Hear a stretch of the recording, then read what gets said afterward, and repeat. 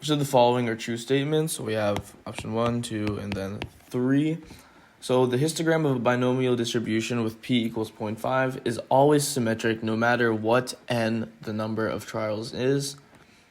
So if p is greater than 0.5, the more likely numbers of successes are to the right, and the lower numbers of successes have small probabilities.